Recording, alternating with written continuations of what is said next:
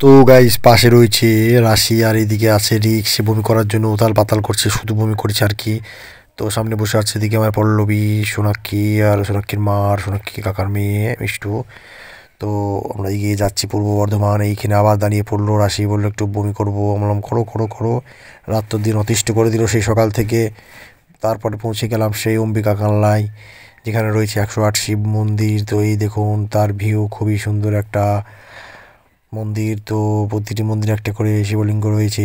আর এদিকে রিক বেবি রয়েছে, বলো সব প্রণাম করব। তো সে প্রণাম করার উদ্দেশ্যে একসাথে দৌড়িয়ে দৌড়িয়ে দৌড়িয়ে দৌড়িয়ে প্রণাম করছে। এদিকে পল্লবী আসছে একটু হেঁটে ক্যালি করে। তো আমি একটু ভিডিওটা শ্যুট করে দিচ্ছি। আমরা হেঁটে ক্যালি করতে করতে চলে আয়। তো সে ক্যালি করতে করতে হেঁটে চলে আসছে আর কি গাইস। তো এই দেখুন ক্যালি মেরে দিচ্ছে একটু গাইস। ওদিক দিয়ে আবার এগিয়ে আসলো অভিজিৎ আর বৌদি। এই দেখুন মন্দিরের মাথাটি কত সুন্দর লাগছে। তারপরে এইদিকে দেখছি সব লোকজন আছে, তারা ছবি তুলছে আমাদের মতো। আর এইদিকে আমি ভিডিও ক্যামেরাটা ঘুরিয়ে নিচ্ছি, ফোনের ক্যামেরা ভিডিওটা তুলছি। আর এই ভিতরটাই গেলাম, এখানে একটা হয়তো নদী, সরি কী বলে এটা, ঝর্ণার জলের মতন কোনো কিছু ছিল হয়তো, সেটা এখন বন্ধ হয়ে গেছে। তো রিক বেবি এখানটায় পাগল হয়ে গেছে, বললো 108 শিব মন্দিরে আমি প্রণাম করেই ছাড়বো। তাই ওদিক থেকে সে দৌড়িয়ে এসে প্রণাম করতে আবার শুরু করে দিল, বললো আজকে ছাপ প্রণাম শেষ করে বাড়ি যাবো। আমরা বললাম ঠিক আছে তুই তাই কর। তো একের পর এক সে প্রণাম করার জন্য মন্দিরের সামনে ঘুরে ঘুরে যা বেড়াচ্ছে। আর এদিকে রাহুল অভিজিৎ সব দাঁড়িয়ে আছে, পল্লবী এদিকে বৌদি ফোন করেছে হয়তো। এদিকে সোনাক্ষী আর আজকে খুঁজে পাচ্ছি না, তারা বললো একটু ওইদিকে দেখে আসি। তা ওরা ওই দিক পানে গিয়েছে। এদিকে পল্লবী দাঁড়িয়ে আছে, এদিকে আমি একটু বলি ক্যালিমার, একটু অনেকদিন ক্যালিমারা নেই তো, বুড়ো বয়সে আর ভালো লাগে, 3 কাল গিয়ে 1 কালে ঠেকেছে। তাও একটু ক্যালি মারছি। তা বললাম ভিডিওটা করে দে রাহুল বেবি, এই রিক বেবি। তো ভিডিওটা পল্লবী করে দিচ্ছিলো আর কি। তারপরে এইদিকে ঘুরিয়ে নিচ্ছি, ঘূর্ণিপাকের এইভাবে ঘুরছি। তারপরেই আসলাম সেই ভিতরে মন্দিরটি, যেটা কি বলে আমি তো জানি না। এদিকে সব আছে, মহল রাধাকৃষ্ণের মন্দির, শিব ঠাকুরের মন্দির। তো ওই দেখুন সেই মন্দিরটি, অম্বিকা মায়ের মন্দির এইদিকে রয়েছে, অম্বিকা কানলায় আপনাদেরকে স্বাগত জানিয়েছি আমি। এইখানে আছে রাধাকৃষ্ণর মন্দির, খুব প্রাচীন মন্দির, যেখানে দেওয়ালি ইটগুলো দেখলে আপনার জীবন ছাপ সার্থক হয়ে যাবে। খুবই সুন্দর একটা পরিবেশ। তো সেই পরিবেশে আমরা ঘোরাফেরা করছি আর কি। তো জীবনটা সার্থক হয়ে যাচ্ছে এই কানলায় এসে আমাদের। তো এই দেখুন অন্ধকার লাগছে, তো মন্দিরটা দারুণ লাগছিল। এই একটা এখানে মন্দির আছে, এখানে সেখানটায় অন্ধকার, শিবের মন্দির রয়েছে। এই দেখুন কত সুন্দর লাগছে এই কানলার মন্দিরগুলো। তো এই প্রাচীন মন্দির দেখে জীবনটা একদম ধন্য হয়ে গেল। তারপর এখানে আমরা আছি, ভিডিও করতে মানা করছিল তবু ভিডিও করে ফেললাম। তো গাইস অম্বিকা কানলায় আপনাদেরকে স্বাগত। বহুত মন্দির ওদিকে রয়েছে সাথে, তো বুঝতে পারছো আমার গাইসগুলো সবই রয়েছে। তো এবার আমরা একটু এগিয়ে যাব বাইরের দিকে। তো এই দেখুন বাইরেটা, এই রাস্তা দিয়ে আমরা হেঁটে চলে আসছি আর কি। তো খুব সুন্দর লাগলো পরিবেশটা, মনটা একদম জুড়িয়ে গেল, শান্তি পেলো মনটা, খুবই শান্তি পেলো। তারপর আমি এগিয়ে আসছি আর কি। মানিক কোথায় আছে, মানিক কোথায় আছে, তো মানিককে আমি খুঁজে বেড়াচ্ছি, তো পেলাম না। তারপর আবার ভিতরে আসলাম, বলো একটু ঘুরে দেখে আসি। আবার তারপর ঢুকে পড়লাম সেই কানলা মন্দিরে।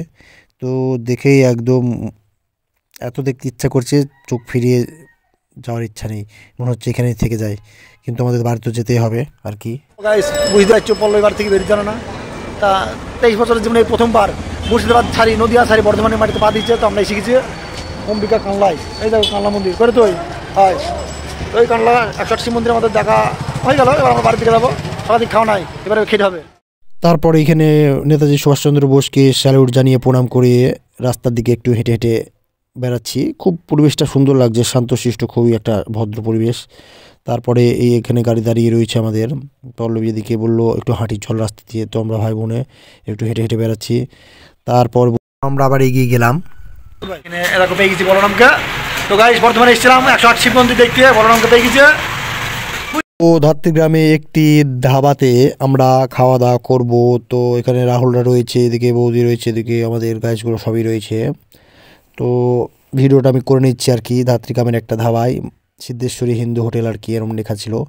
তো এই দেখুন ভূতি ওদিকে রয়েছে, এদিকে সোনাক্ষী রয়েছে। তো রাগ করছে সে, ভূতি বলে আমি খেতে পারছি না, আমার শরীর খারাপ।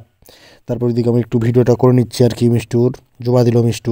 তো অভিজিৎকে বললাম তুই বস, আমরা আসছি। তো বলরাম মোটর সাইকেল স্টার্ট দিল। তো বললো বিটু দা চলো, এই দোকানে বিসলারি জল ফুরিয়ে গেছে, তো বিসলারি জল নিয়ে আসি। এমন তুমি কি পাগল বলো তো, বিসলারি জল এমনি জল হলে হবে না? বললো না তোমরা কোথা থেকে এসেছো, মানে এত খাতির আপ্যায়ন করে না লোকটা, পাগলের মতন। তারপর চলো চলে গেলাম তার পেছনে বসে, সেই কোন দোকানে যাবে। তো গেলাম একটা দোকান, পার হলাম, সে দোকানে ছিল না আর কি সে জলটা। তারপর আবার চলে গেলাম, গিয়ে দেখি কত দূরে পাওয়া যায় আর কি। সে ভিডিওটা আমি তুলতে পারিনি, মোটরসাইকেল আছে তো, রিক্সের ব্যাপার। তারপর একটা দোকান পেয়েছি, যাই সেখানে দেখি অন্ধকারে। তারপরে গিয়ে দেখছি দেখো 20 লিটারের জলের বোতল। তো 5 বোতল জল 100 টাকা দিয়ে সে বলরাম কিনে নিল। তোমাকে টাকা দিতে দিল না, বললো একটা টাকা তুমি বের করবে না। দিয়ে বললাম ঠিক আছে, তুমি দিচ্ছ তো তুমিই দাও। তারপর নিয়ে চলে আসলাম জল, এই জলগুলো নিয়ে আসলাম আর কি। তারপরে এই দেখো, দেখি সবাইকে দিচ্ছি জল। তারপরে এইদিকে রাশি বসে আছে, বললাম শরীরটা খুব খারাপ করছে আর কি। ওদিকে বললাম দাঁড়িয়ে আছে, বারবার ঘুরছে অভিজিতের কাছে, দেখছি টাকা দিচ্ছে কিনা আমরা। তো সে একটা পয়সা আমাদের দিতে দেবে না আর কি, বিল সেই মেটাবে। তো কি বলবো, কিছু বলার নেই। তো 2000 টাকা বিল আমরা এখানে করে ফেলেছি। খাওয়া দাওয়ায় সে মিটিয়ে দিল। বললাম ঠিক আছে, তোমার মতন জামাই যদি সবার ঘরে ঘরে হতো, সবাই উদ্ধার হয়ে যেত আর কি। তারপর দিকে আমরা একটু খাওয়া দাওয়া করছি আর কি। আমি বসে নিয়ে অভিজিৎ করলাম তুই খাওয়া, আমি পরে খাচ্ছি। তারপরে আমি এরপরেই খেলাম। তারপরে এদিকে মা সিদ্ধেশ্বরী হিন্দি হোটেলের ছবিটা তুলে নিলাম, বলরামকে বললাম অসংখ্য ধন্যবাদ। তো রাত্রে বাড়ি যেতে বলছিল, আমি তো আর যেতে পারলাম না। তো বললাম ঠিক আছে আসছি। তারপর আমরা গাড়িতে করে বাড়ির দিকে আবার রওনা দিলাম। গুড বাই, আল্লাহ।